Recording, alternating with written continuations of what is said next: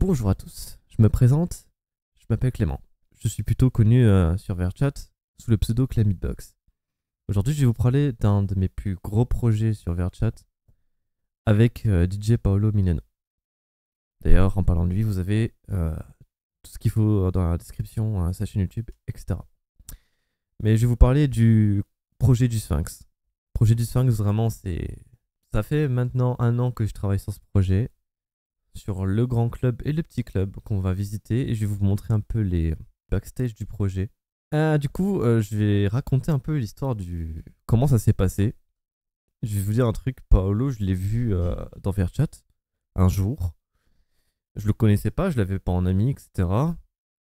Et il discute un peu d'un projet qu'il a en tête. Il a dit ouais, moi j'ai acheté une map, mais je sais pas comment upload sur VRChat, je sais pas comment faire une map sur VRChat. Moi à cette époque-là, je savais déjà un peu faire des maps.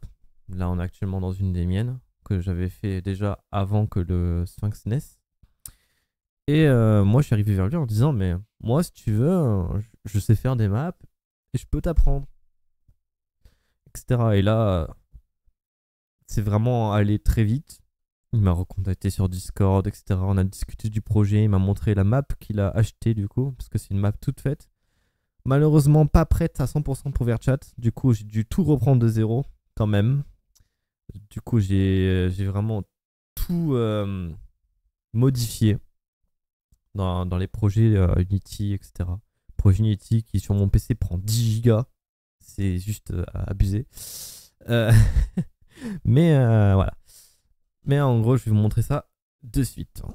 Et c'est donc ici que commence le projet du Sphinx. Ici, nous nous trouvons dans la toute première map du Sphinx. Donc ça, c'est le club qu'il a acheté et que j'ai tout repris de zéro, tout modifié pour adapter à VRChat. Et je vous assure que ça prend autant de temps que faire une map de zéro. Clairement, je pense que j'aurais fait la map de zéro, ça m'aurait pris exactement le même temps. Parce que il y avait des trucs pas adaptés à VRChat. Déjà, un nombre de polygones. Pour ceux qui ne savent pas, le nombre de polygones, c'est le nombre de sommets d'un objet. Sur un objet, vous avez un certain nombre de sommets. Sur un cube, par exemple, il y a 8 sommets. Voilà. Ça, c'est ce qu'on appelle des polygones. Plus il y en a, plus c'est compliqué pour les PC de calculer. Et là, je peux vous assurer que certains objets dans la map, c'était plusieurs millions de polygones. Donc forcément, un PC aura du mal à calculer ces polygones-là. Donc j'ai dû tout optimiser sur Blender, qui est un logiciel de 3D aussi. Donc j'ai dû réduire le nombre de polygones de chaque objet pour adapter à VRChat et adapter toute la map avec VRChat. Vraiment, tout a été fait de zéro.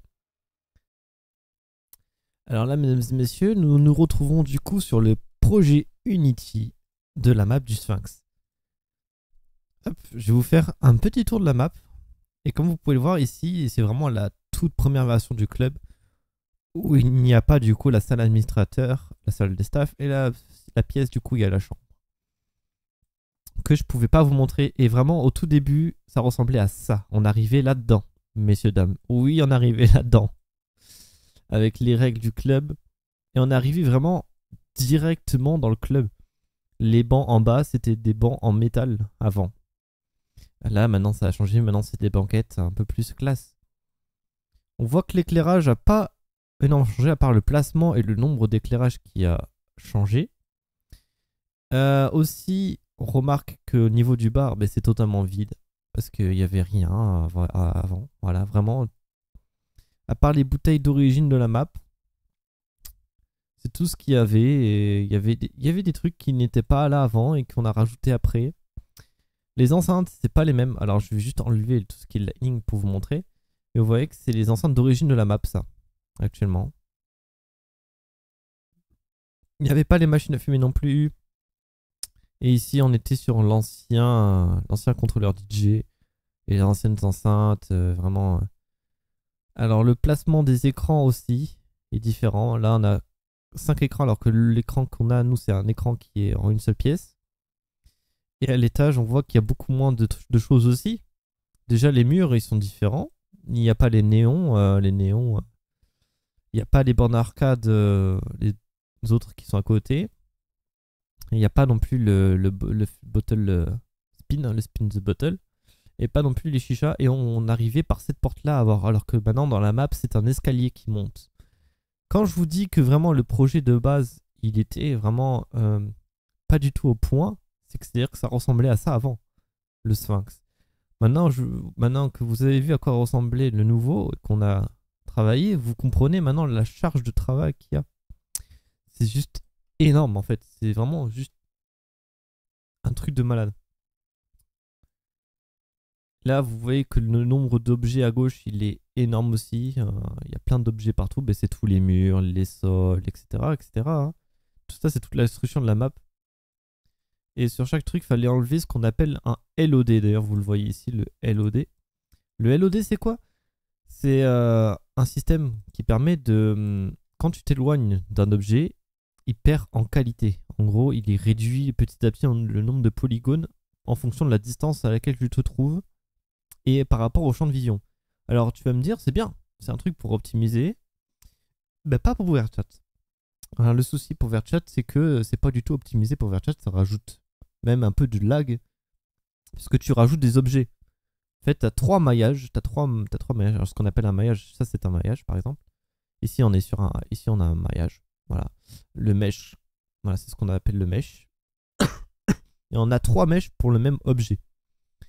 Un mesh normal, ce qui s'appelle le LOD0, qui est vraiment en pleine qualité, et deux autres meshs qui ont moins de polygones. Donc un en dessous qui a moins de polygones, et encore en dessous qui a encore moins de polygones. Et plus tu t'écartes, plus il va désactiver le principal, il va réactiver les autres en fonction de la distance. Ce qui est que tu gagnes en performance techniquement. Ça, c'est bien quand tu as un jeu complet que tu refais de zéro. Là, en l'occurrence, VRChat, c'est déjà un jeu fait. Donc, il le fait tout seul, le LOD. T'as pas besoin de le faire. Parce qu'il y a un truc qui s'appelle l'occlusion. Et ça, je vais vous en parler aussi après. L'occlusion, c'est ce qui remplace du coup le LOD. Tout ça, fallait l'enlever sur chaque objet de la map. Vous vous rendez compte qu'il y a tous ces objets-là et qu'il fallait enlever un par un tous les objets de la map. Vous vous rendez compte vraiment du boulot qui a été fait. C'est juste énorme. Ouais, j'ai vraiment gardé tout le projet initial parce que je vous explique un truc. Là, ce projet-là, c'est ce que moi j'ai commencé à faire avec mon ordinateur. Le problème, comme je vous ai expliqué certainement au début, moi avec mon ordinateur actuellement, 1050, d'ailleurs je peux vous montrer puisque j'ai le PC actuellement allumé. Je vais vous montrer les performances. Voilà, je suis sur un i5 8300H, 16 Go de RAM, une GTX 1050. Et regardez ce qu'il y a ici. Mémoire GPU dédiée 2 Go de VRAM. Oui, c'est une 2 Go de VRAM. Et il y a un truc qui est chiant, c'est les Lightning. Et les Lightning, c'est quoi les Lightning? C'est les lumières de la map. Alors pas les lumières là. Je parle des lumières par exemple, je vais vous montrer un exemple de lumière. Tu vois, ça c'est des lumières. Elles sont fixes, elles ne bougent pas et elles sont calculées. Et dans Unity, il y a un système du coup où tu peux choisir ton type de lumière. En l'occurrence, tu as trois choix. Tu as le real time, ce qu'on appelle le temps réel, où du coup ta carte graphique calcule en temps réel la lumière, comme un peu le RTX de Nvidia. Et tu as le mode backend et le mode mixed. Le mixed, ça précalcule la lumière, mais la lumière va quand même apparaître sur ton avatar. Et la plus utilisée, c'est le backend, donc le précalculé. En gros, c'est tu vas venir ici, dans la fenêtre ici, tu vas venir générer les lightning, générer le lightning. Du coup, tu vas précalculer toutes les lumières de la map et les stocker sur une texture, comme on peut le voir ici. Tout est stocké sur des textures. Et ça fonctionne comme ceci, comme tu peux le voir. Et ça, c'est ta carte graphique qui va le calculer. Sauf que Unity, c'est magique parce qu'il prend des cartes graphiques qui sont au-dessus de 4 Go de VRAM pour faire les landings. Donc, c'est-à-dire que ma carte graphique à moi qui a que 2 Go de VRAM, eh bien, il ne peut pas la prendre. Il la prend pas. Et du coup, ben, c'est mon processeur graphique qui travaille à la place. Je peux vous dire que les landings sont très très lents. Et sur cette map, ça me prenait des heures et des heures. Genre, je pense que j'ai vu passer une fois 10 heures de lightning. Vous imaginez, j'ai laissé le PC tourner pendant 10 heures. Donc on a laissé tomber l'idée de travailler sur mon ordinateur parce que c'est trop éprouvant et ça prendra trop de temps. Et pour faire un lightning, ça prend une journée entière. Donc, ce qu'on a décidé de faire avec Paolo Mignano, Paolo, je vais l'appeler Paolo tout le long de la vidéo. Mais ce qu'on a fait du coup, c'est que on est passé par un logiciel qui permet de prendre le contrôle à distance, qui s'appelle AnyDesk. Bon là, je ne l'ai plus parce que je dois l'avoir sur le bureau. Mais bref. AnyDesk, en gros, on travaillait via AnyDesk. Je prenais le contrôle de son ordinateur à distance et je travaillais sur son ordinateur à lui. Je crois qu'à l'époque, il avait une 3070. Donc franchement, ça change la vie. Le Lightning qui prend 10 minutes, même pas. Bon, maintenant, il a une 70 90 GRE, je crois, ou un truc comme ça. Un truc comme ça. Je sais plus ce qu'il a en ce moment comme carte graphique. Bref. Il faut savoir que je travaillais sur son PC tous les jours, du coup. Je prenais le contrôle à distance, ça buguait beaucoup moins, et puis c'était beaucoup plus agréable de bosser sur un PC qui bug pas. Et pendant que je bossais, ben, je lui montrais ce que je faisais. Hein. En gros, sur chaque objet, je lui montrais comment enlever le LOD. Je lui expliquais oralement. Je lui dis écoute, voilà comment on fait pour enlever le LOD. Paf. Tu enlèves aussi à ce qui est à l'intérieur, parce que du coup, vous imaginez bien que tout est en double. Voilà, comme ça. Tout est comme ça. Il faut enlever les deux autres qui servent à rien et garder l'original, donc le 0. Donc je lui ai expliqué tout ça, comment faire un lightning, comment déplacer des objets, placer les objets, comment... Voilà, vraiment, je lui ai vraiment tout expliqué de zéro. Comment faire une map. Et je peux vous dire qu'on en a passé des centaines d'heures. Je pense qu'on a passé plus de 200 heures à travailler sur cette map. Rien que sur cette map. Où j'ai travaillé aussi énormément de temps. Je pense plus de 100 heures. Je pense sur cette map en tout cas, c'est moi qui ai fait tout le boulot. Le grand Sphinx, la grande map, j'ai fait tout le boulot. Les 200 heures, c'est moi qui les ai faites. Ensuite, pour le petit Sphinx que vous avez vu avant, je n'ai pas le projet parce que c'est lui qui l'a fait le projet. Moi, je n'ai rien fait. C'est lui qui a construit la base. Il s'est débrouillé avec ce que je lui ai appris du coup. Il a commencé à construire le petit Sphinx que vous connaissez. Et donc, voilà, on en est venu à ça. Et maintenant, il se débrouille tout seul comme un grand. J'ai même plus besoin de passer derrière lui. Bon, des fois, si. J'ai besoin de passer derrière lui parce que des fois, il rajoute des objets qui sont un peu trop de polygones. D'ailleurs, pour Blender, je vais vous montrer comment je faisais. Par exemple, prenons un objet qui a beaucoup de polygones. Imaginons ça. Je veux réduire le nombre de polygones de ça. Je prends le mesh qui se trouve ici. Je fais Show in Explorer. Et on est sur un 3D Object. Et je le faisais ouvrir avec Blender. Donc j'ouvrais Blender, comme ça. Je vous montre vraiment à la seconde. Vous voyez que là, même Blender, il a du mal à l'ouvrir. Il ne va pas ouvrir Blender comme ça. Blender 4.0. Ok, je vais l'ouvrir comme ça. Tac, voilà, là il s'ouvre. Donc ce que je faisais, c'est que j'importais mon objet. Donc c'était un FX. Tac, je vais reprendre le nom de l'objet qui est celui-là. Donc, je recherchais l'objet. Voilà, le voilà. Je l'importais. Dites-vous que je fais ça du coup un par un pour chaque objet de la map. Et vous vous doutez bien du nombre d'heures de travail qui a été vraiment foutu sur la map. C'est juste abusé. Donc là, j'ai mon mesh. Et ce que je faisais, c'est que du coup, là, vous voyez les LOD là. Ils sont là, les LOD. Vous les voyez ici. Donc ce que je faisais, c'est que j'enlevais les LOD parce que ça ne sert à rien d'avoir des LOD. Voilà, donc on veut vraiment garder le truc basique. Et à chaque fois, je faisais rechercher ce qu'on appelle le décimé. Le décimé, il va te donner le nombre de polygones, le nombre de faces. Tu peux lui dire, par exemple, ouais, je veux réduire de moitié le nombre de faces. Donc là, je viens de réduire le nombre de moitié. Donc j'ai mis un facteur 0,5, donc ça fait la moitié de ce qu'il y avait avant. Avant, il y avait 1400, maintenant je suis à 700. Bon, par contre, vous voyez qu'on voit un petit peu quand même la différence. Même si, en vrai, tu plots ça, c'est pas dégueulasse. Ça passe. Mais on voit quand même la différence. Mais on est rendu à 700 polygones. Voilà, pour chaque objet, je faisais comme ça. Donc vous vous doutez bien du nombre d'heures de travail qui a été fourni pour réduire le nombre de polygones de chaque objet, de chaque coin de la map, modifier chaque coin de la map, etc., etc., etc. Vraiment, il y a eu un boulot monstre. Moi, j'ai passé un boulot monstre à construire cette map. Et c'est pour ça que Paolo me fait beaucoup de pubs, notamment dans la map. Vous voyez, vous verrez souvent ça. Ou alors ça.